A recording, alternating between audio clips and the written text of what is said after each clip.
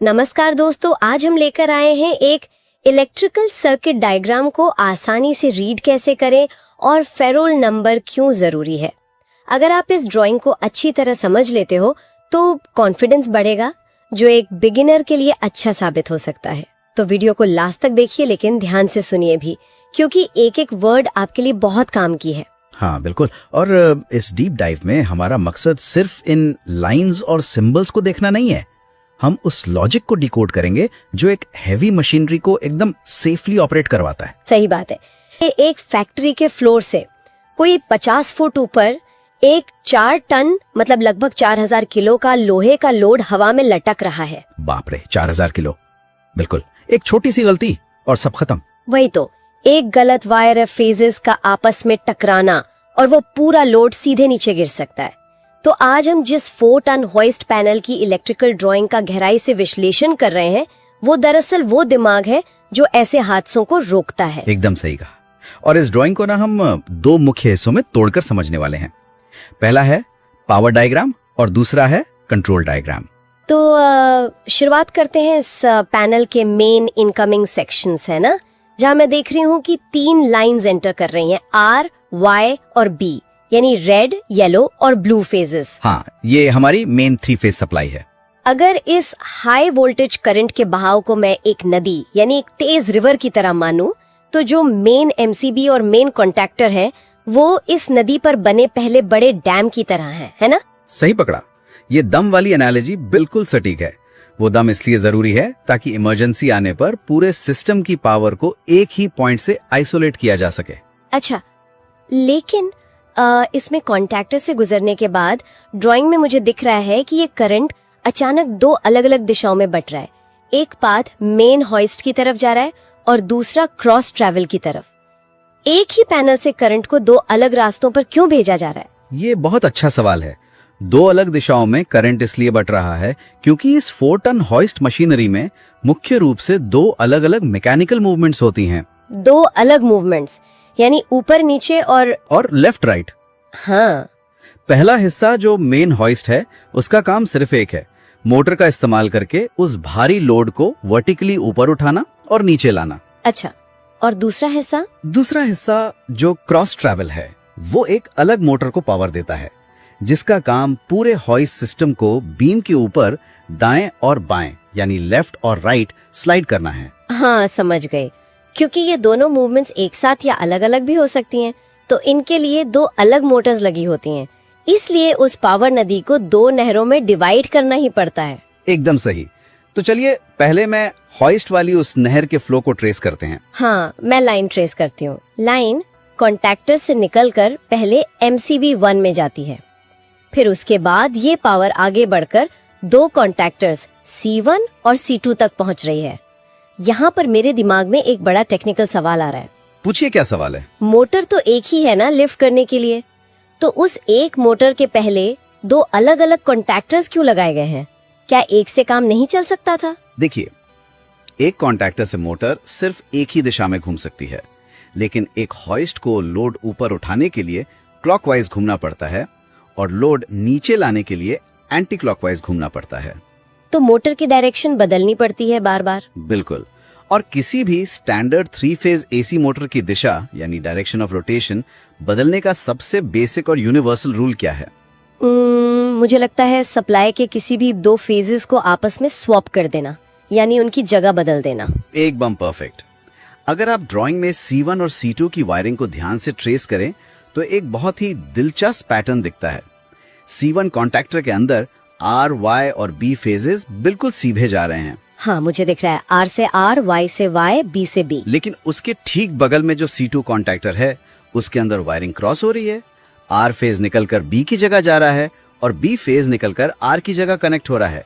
Y phase अपनी जगह पर ही स्थिर है। Oh wow! तो इसका रिजल्ट क्या होगा फील्ड पर? जब ऑपरेटर ऊपर जाने का कमांड देगा तो C1 ऑन होगा, फेजेस सीधे जाएंगे और मोटर लोड को लिफ्ट करेगी। और जब C2 ऑन होगा तो फेजेस स्वैप हो जाएंगे, मोटर उल्टी घूमने लगेगी और लोड नीचे आएगा। ये वाकई बहुत खूबसूरत मैकेनिकल लॉजिक है। फिजिकली लाइंस क्रॉस करके रोटेशन बदल दी, लेकिन इन कॉन्टैक्टर्स से निकलने के बाद ये करंट सीधे मोटर में नहीं जा रहा, बीच में एक कंपोनेंट लगा है जिसे OLR1 लिखा गया है। हाँ, ओवरलोड रिले 1 यानी ओवरलोड रिले। इसके बाद ही पावर टर्मिनल 17, 18, 19 पर जा रही है। अब MCB तो पैनल में लगाई है जो शॉर्ट सर्किट से बचाएगा, तो इस OLR की क्या जरूरत पड़ गई और ये फिजिकली काम कैसे करता है? देखिए, MCB और OLR दोनों सेफ्टी डिवाइसेस हैं, पर दोनों का मकसद बिल्कुल अलग है। MCB मेनली शॉर्ट सर्किट देखता है, जहां करंट अचानक से हजारों एम्प्स तक चला जाता है, लेकिन OLR यानी ओवरलोड रिले एक स्लो और स्टेडी मैकेनिकल सेफ्टी वॉल्व है। स्लो और स्टेडी मतलब किस तरह की सिचुएशन में? जरा ध्यान दीजिए कि 4 टन का वजन उठाते वक्त मोटर पर कितना दबाव पड़ता होगा। कभी कभी मैकेनिकल पार्ट्स में जैम आ जाता है या बेरिंग खराब हो जाते हैं। अच्छा, तो मोटर फंस जाती है। हाँ, ऐसी स्थिति में मोटर घूमने की कोशिश करती है पर घूम नहीं पाती, और इस वजह से वो लाइन से जरूरत से कहीं ज्यादा करंट खींचना शुरू कर देती है, जिसे ओवर करंट कहते हैं। पर एक मैकेनिकल कंपोनेंट को कैसे पता चलता है कि करंट बढ़ गया है? उसमें कोई कंप्यूटर थोड़ी लगा है। बिल्कुल नहीं, और यही इसकी सबसे बड़ी खासियत है। OLR के अंदर बायोमेटालिक स्ट्रिप्स होती हैं। जैसे ही करंट एक सेफ लिमिट से ऊपर जाता है तो वायरिंग में हीट पैदा होती है। ओह, तो वो हीट उन स्ट्रिप्स पर असर डालती है। सही समझिए आप। इन स्ट्रिप्स की डिजाइन ऐसी होती है कि जब इन पर लगातार हीट पड़ती है तो ये फिजिकली बेंड हो जाती हैं, यानी मुड़ जाती हैं। इनका मुड़ना एक स्विच को ट्रिगर करता है जो सर्किट को तोड़ देता है। कमाल है, यानी जो प्रॉब्लम है एक्सेस हीट, वही हीट OLR को ट्रिप करवाने का सोल्यूशन बन जाती है। बिल्कुल, अगर ये OLR ना हो तो वो एक्स्ट्रा करंट मोटर की वाइंडिंग्स को पूरी तरह जलाकर राख कर देगा। OLR मोटर की आखिरी रक्षा पंक्ति है, एकदम फेल सेफ मैकेनिज्म। और अगर मैं अब क्रॉस ट्रैवल वाले हिस्से को देखूं तो वहां भी बिल्कुल यही सेम आर्किटेक्चर रिपीट किया गया है ना? पावर MCB 2 से होती हुई C3 और C4 कॉन्टैक्टर्स तक जाती है। हाँ, जो लेफ्ट और राइट मूवमेंट के लिए फिर से R और B फेजेस को स्वैप करते हैं। फिर वहां भी एक OLR2 लगा है ओवरलोड प्रोटेक्शन के लिए, और आखिर में पावर टर्मिनल्स 27, 28, 29 पर जाती है। ये पावर सर्किट वाकई बहुत रोबास्ट है, लेकिन ये contactors C1, C2, C3, C4 अपने आप तो डिसाइड करेंगे नहीं कि उन्हें कब ऑन या ऑफ होना है। उन्हें ऑर्डर कौन देगा? उन्हें ऑर्डर देता है हमारा कंट्रोल सर्किट। ड्राइंग का जो निचला हिस्सा है वो इस पूरी मशीनरी का दिमाग है। यानी पावर सर्किट मांसपेशियों मसल्स की तरह है जो भारी वजन उठाता है, पर कंट्रोल सर्किट उन मसल्स को बताता है कि कब और कितनी ताकत लगानी है। एकदम सही एनालॉजी दी आपने। यहाँ कंट्रोल सर्किट वाले सेक्शन की शुरुआत में मुझे एक चीज थोड़ी अजीब लग रही है। यहाँ एक ट्रांसफार्मर लगा हुआ है। इस ट्रांसफार्मर के इनपुट पर R1 और Y1 लिखा है, यानी पैनल के मेन 415 वोल्ट्स का 2 फेज इनपुट इसमें जा रहा है। हाँ, वो स्टेप डाउन ट्रांसफार्मर है। लेकिन इसका आउटपुट लिखा है 110 वोल्ट्स AC। कंट्रोल सर्किट को चलाने के लिए 110 वोल्ट का इस्तेमाल क्यों किया जा रहा है? मैं तो यही सोचूंगी कि अगर मैं लाइन में पहले से 415 वोल्ट मौजूद है तो ट्रांसफार्मर लगाकर खर्चा क्यों बढ़ाना, सीधे उसी 415 वोल्ट से पुश बटन चला लेते। ये खर्चा बचाने का नहीं, जिंदगी बचाने का मामला है। कंट्रोल सर्किट सीधे उस पुश बटन पेंडेंट से जुड़ा होता है जिसे ऑपरेटर अपने नंगे हाथों में पकड़कर पूरी शिफ्ट के दौरान हॉइस्ट चलाता है। ओ हाँ, वहाँ फैक्ट्री का माहौल काफी रफ होता है, धूल होती है, पसीना होता है, बारिश के मौसम में मॉइस्चर होता है। बिल्कुल, और केबल लगातार ऊपर नीचे घसीटने की वजह से कट भी सकती है। अगर 415 वोल्ट सीधे उस पेंडेंट के अंदर भेज दिया जाए तो किसी भी माइनर वायर डैमेज की वजह से ऑपरेटर को जानलेवा इलेक्ट्रोक्यूशन हो सकता है, यानी करंट लग सकता है। बाप रे, 415 वोल्ट का झटका तो जान ही लेगा। इसलिए ट्रांसफार्मर का इस्तेमाल करके वोल्टेज को 110V पर स्टेप डाउन किया जाता है। सेफ्टी स्टैंडर्ड्स के मुताबिक ऑपरेटर के हाथ में जितना कम वोल्टेज हो उतना बेहतर है। समझ गई, ह्यूमन सेफ्टी सबसे पहले। इस ड्राइंग में 110V का एक टर्मिनल सीधे न्यूट्रल बनकर सभी कॉन्टैक्टर्स की कॉइल्स तक जा रहा है और दूसरा टर्मिनल कंट्रोल लॉजिक में as a phase supply enter कर रहा है। अच्छा, तो अगर इस 110V वाली कंट्रोल लाइन को ट्रेस किया जाए तो ये पहले MCB4 से गुजरती है, फिर वहां से निकलकर एक ऑफ पुश बटन तक आती है। इस ऑफ बटन के आगे NC लिखा है। हाँ, नॉर्मली क्लोज्ड। फिर उसके आगे एक ऑन पुश बटन है जिसके आगे NO लिखा है, और आखिर में एक MC यानी मेन कॉन्टैक्टर की कॉइल है। ये एनओ और एनसी का कॉन्सेप्ट थोड़ा टेक्निकल है, इसको एक आम भाषा में कैसे समझें? इसे ऐसे समझा जाए, एनसी का मतलब है नॉर्मली क्लोज्ड और एनओ का मतलब है नॉर्मली ओपन। एनसी एक ऐसी पुलिया या ब्रिज है जो बाय डिफॉल्ट नीचे गिरी हुई है, उसके ऊपर से ट्रैफिक आराम से गुजर रहा है। यानी जब तक आप उस बटन को दबाते नहीं, करंट लगातार बहता रहेगा। बिल्कुल, यही वजह है कि ऑफ बटन हमेशा एनसी होता है, ताकि इमरजेंसी आते ही आप उसे दबाएं, पुलिया उठ जाए और पूरे सिस्टम का करंट वहीं रुक जाए। अच्छा, और ये एनओ फिर कैसा हुआ? एनओ एक कॉलिंग बेल के स्विच जैसा है। बाय डिफॉल्ट सर्किट टूटा हुआ है, यानी पुलिया उठी हुई है। जब आप बटन दबाएंगे तभी पुलिया नीचे आएगी और करंट आगे जाएगा। ओह, तो जैसे ही ऑपरेटर ऑन बटन यानी एनओ दबाता है, मेन कॉन्टैक्टर की कॉइल को पावर मिलती है और पावर सर्किट में लगा वो पहला दम खुल जाता है। एकदम सटीक। और उसके बाद करंट की वो नदी आगे बहने लगती है। बहुत आसान तरीके से समझाया आपने। एनसी मतलब डिफॉल्ट रास्ता खुला है करंट के लिए, और एनओ मतलब रास्ता तब बनेगा जब आप दबाएंगे। अगर आपको ऐसे पावरफुल वीडियोस पसंद आती हैं तो चैनल को सब्सक्राइब और वीडियो को लाइक जरूर करें, क्योंकि यहाँ नॉलेज सिर्फ बताई नहीं जाती, समझाई जाती है। सही बात है। और अब हम उस मैकेनिज्म को समझेंगे जो इस पैनल को हादसों से बचाने वाली सबसे बड़ी दीवार है, जिसे टेक्निकल भाषा में इलेक्ट्रिकल इंटरलॉकिंग कहते हैं। हाँ, यही मेरा सबसे बड़ा डाउट है। अगर हम मेन हॉइस्ट के कंट्रोल सर्किट को देखें, जहां फॉरवर्ड और रिवर्स के लिए पुश बटन्स दिए गए हैं, PB1 और PB2, वहां वायर्स को अजीब तरीके से क्रॉस किया गया है। ध्यान से देखिए वहाँ क्या हो रहा है। मैं देख रही हूँ कि फॉरवर्ड वाले लाइन में जहां PB1 दबाने से C1 कॉन्टैक्टर को ऑन होना चाहिए, उस आसान से रास्ते के बीच में C2 का एक नॉर्मली क्लोज्ड यानी NC सिंबल लगा दिया गया है। और ठीक वैसा ही रिवर्स वाले लाइन में किया गया है, जहां PB2 दबाने से C2 को ऑन होना है, वहां रास्ते में C1 का NC सिंबल लगा दिया गया है। सीधा रास्ता छोड़कर ये क्रॉस कनेक्शन क्यों बनाया गया है? इसको समझने के लिए ना एक प्रैक्टिकल हालात के बारे में सोचिए। ऑपरेटर मशीन चला रहा है, अचानक कोई पैनिक की सिचुएशन आती है, या गलती से उसने PB1 और PB2 यानी फॉरवर्ड और रिवर्स दोनों बटन एक साथ जोर से दबा दिए। दोनों एक साथ? हाँ। अब पावर सर्किट वाली बात याद कीजिए जो हमने पहले की थी। C1 का काम फेजेस को सीधे भेजना है और C2 का काम R और B फेज को आपस में भिड़ाना या स्वैप करना। हाँ, स्वैप करने से मोटर उल्टी घूमती है। अगर किसी तरह C1 और C2 दोनों एक ही मिलीसेकंड पर ऑन हो गए तो जानते हैं क्या होगा? 415 वोल्ट्स के R और B फेज आपस में सीधे टकरा जाएंगे। इस टकराव को डेड शॉर्ट सर्किट कहते हैं। बाप रे, पूरा का पूरा इलेक्ट्रिकल पैनल एक ब्लास्ट के साथ जलकर धुआं हो जाएगा। बिल्कुल, इसलिए दोनों कॉन्टैक्टर्स किसी भी हालत में, चाहे दुनिया इधर की उधर हो जाए, एक साथ ऑन नहीं होने चाहिए। और इस डेड शॉर्ट सर्किट को रोकने के लिए ही इंटरलॉकिंग का इस्तेमाल किया जाता है। इसे थोड़ा और आसान भाषा में समझाइए ना। ये हवाई जहाज के रेस्टरूम या एयरलॉक के दरवाजों जैसा है। अगर एक दरवाजा खुला है तो दूसरा फिजिकली खुल ही नहीं सकता। अब कंट्रोल सर्किट में देखिए ये कैसे होता है। जब ऑपरेटर PB1 दबाता है तो करंट पहले C2 के NC कॉन्टैक्ट से होकर गुजरता है। क्योंकि C2 अभी ऑफ है तो उसका NC क्लोज ही रहेगा और करंट आसानी से C1 की कॉइल तक पहुंच जाएगा। सही, C1 ऑन हो गया और मोटर ऊपर उठने लगी। लेकिन जैसे ही C1 ऑन होता है, ध्यान दीजिए क्या होता है।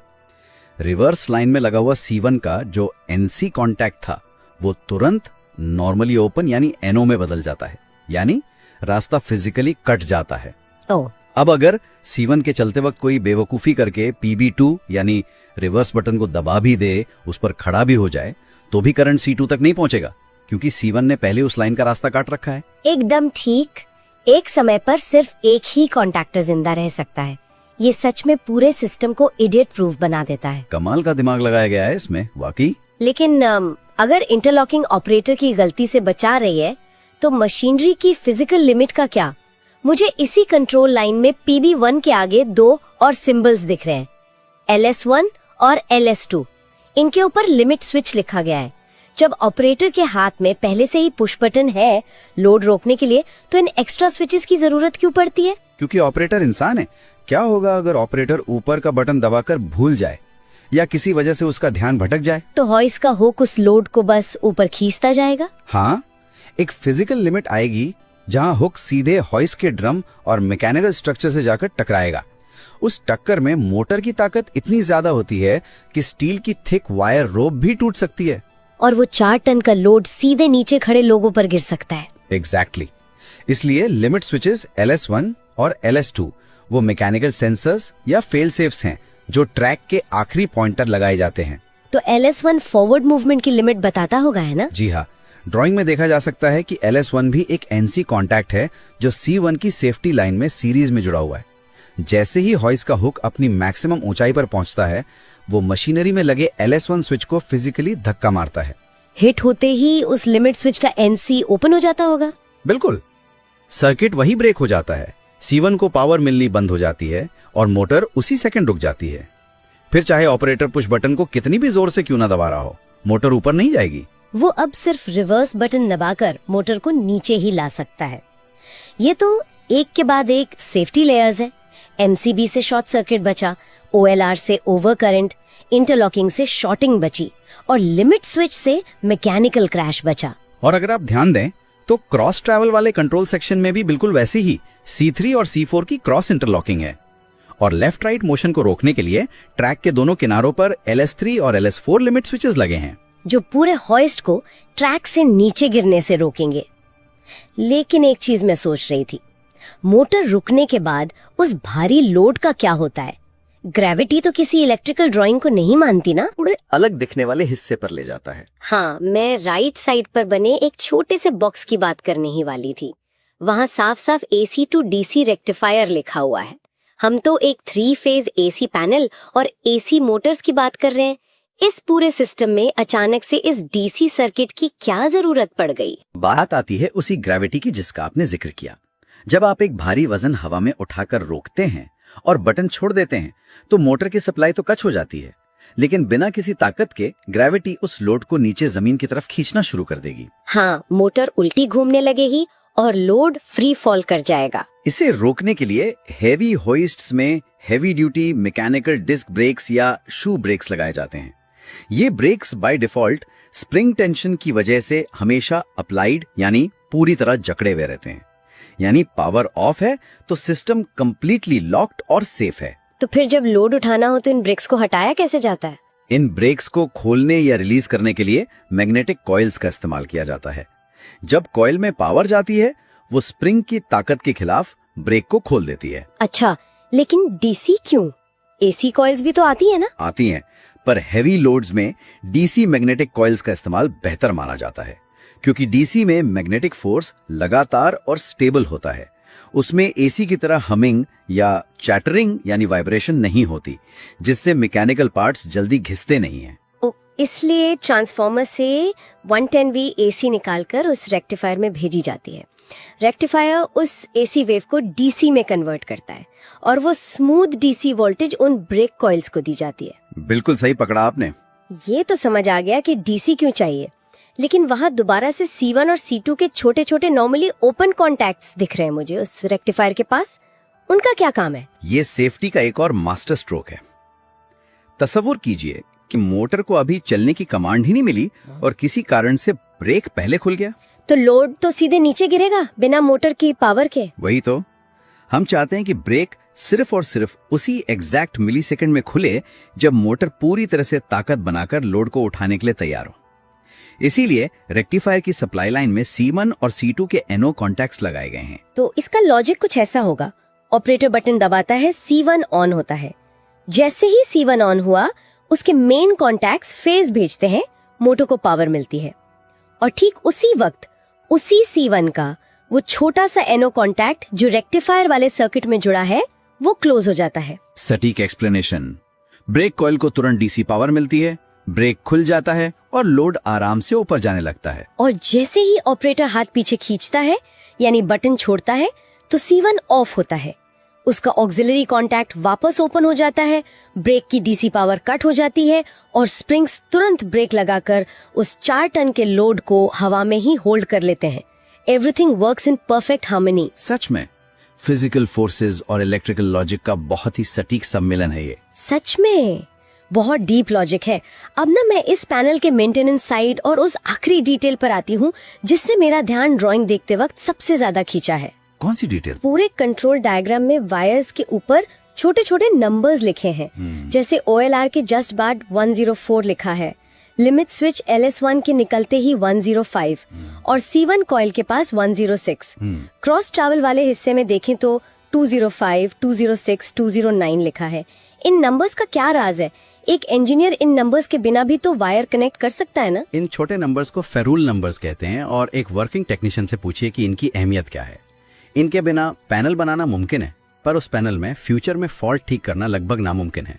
नामुमकिन क्यों? क्योंकि जब आप एक असली इंडस्ट्रियल पैनल का दरवाजा खोलते हैं तो अंदर ड्राइंग जैसी साफ सुथरी लाइंस नहीं होती। अंदर आपस में उलझी हुई सैकड़ों वायर्स का एक घना जाल होता है और ज्यादातर वायर्स एक ही साइज और एक ही रंग की होती हैं, अक्सर ग्रे या ब्लैक। ओह, तो एक जैसी दिखने वाली 200 वायर्स में से आप कैसे ढूंढेंगे कि कौन सी वायर लिमिट स्विच से आ रही है और कौन सी पुश बटन से? वही ना, यहाँ फेरूल नंबर्स काम आते हैं। यानी ये नंबर्स उन वायर के IP एड्रेसेस की तरह हैं, फिजिकल वर्ल्ड में उनकी पहचान। एकदम सही IP एड्रेस वाला कंपैरिजन दिया आपने। फेरूल नंबर्स हर एक वायर का यूनिक ठिकाना होते हैं। ये छोटे प्लास्टिक के ट्यूब्स होते हैं जिन पर नंबर प्रिंट होता है और वायर के दोनों सिरों पर पहनाए जाते हैं। इसका फील्ड पर एक एक्चुअल फायदा कैसे देखा जा सकता है? मान लीजिए मैं फैक्ट्री फ्लोर पर हूँ और ऑपरेटर दौड़ता हुआ आया कि मैं हॉइस्ट का ऊपर जाने वाला बटन काम नहीं कर रहा। मैं पैनल के सामने खड़ी हूँ।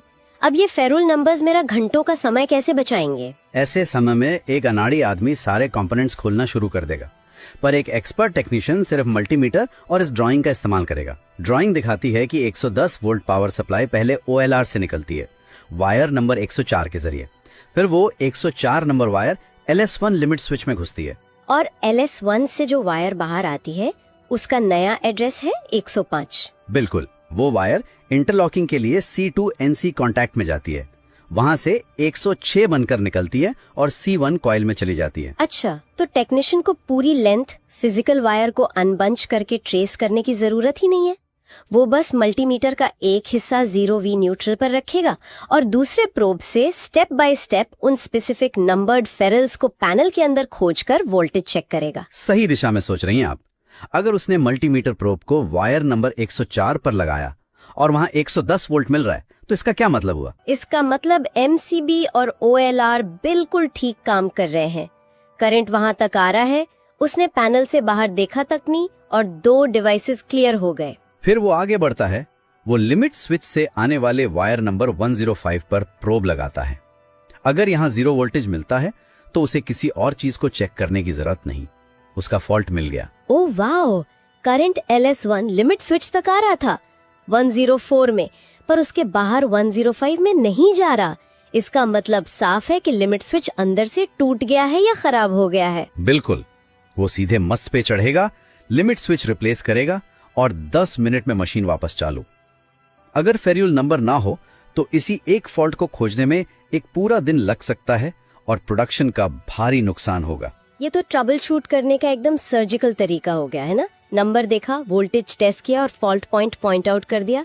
और एक चीज मैं ऑब्जर्व कर रही हूँ कि इन्होंने नंबर्स असाइन करने में भी एक लॉजिक फॉलो किया है। क्या लॉजिक ऑब्जर्व किया आपने? मैं हॉइस्ट का पूरा सेक्शन 100 की सीरीज में है, जैसे 102, 104, 105, और जैसे ही ड्राइंग क्रॉस ट्रैवल पर जाती है सीरीज 200 हो जाती है। 205, 206, 209।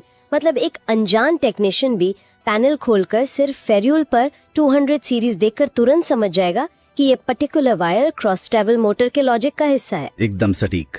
यही एक हाईली प्रोफेशनल और इंटरनेशनल स्टैंडर्ड डिजाइन की पहचान होती है।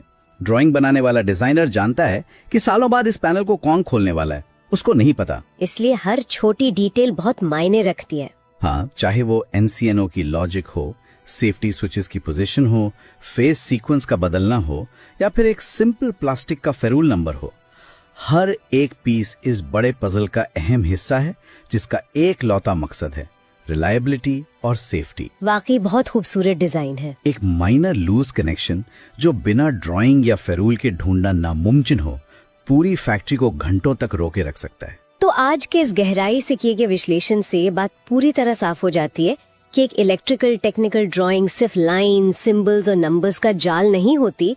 ये किसी भी बड़ी मशीनरी का ब्लूप्रिंट होती है, उसका कॉन्स्टिट्यूशन होती है।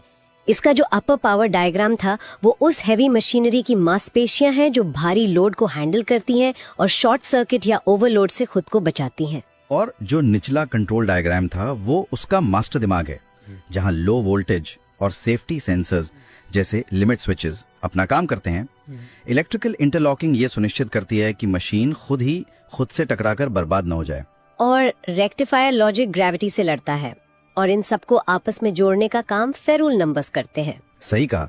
एक आखिरी सोचने वाली बात बताता हूँ। एक पैनल चाहे जितना भी महंगा क्यों ना हो, अगर वायरिंग एक रंग की है और फेरुल या ड्राइंग मौजूद नहीं है तो वो पैनल एक एसेट नहीं, एक बोझ बन जाता है। सही बात है, उसको ठीक करना सरदर्द बन जाएगा। इसलिए किसी भी अच्छे इलेक्ट्रिकल प्रोफेशनल या इंजीनियर के लिए इस टेक्निकल भाषा को ठीक से पढ़ना और लाइंस के पीछे छुपे एक्चुअल रियल वर्ल्ड कॉन्सिक्वेंस को समझना ही सबसे बड़ी ताकत होती है। धन्यवाद।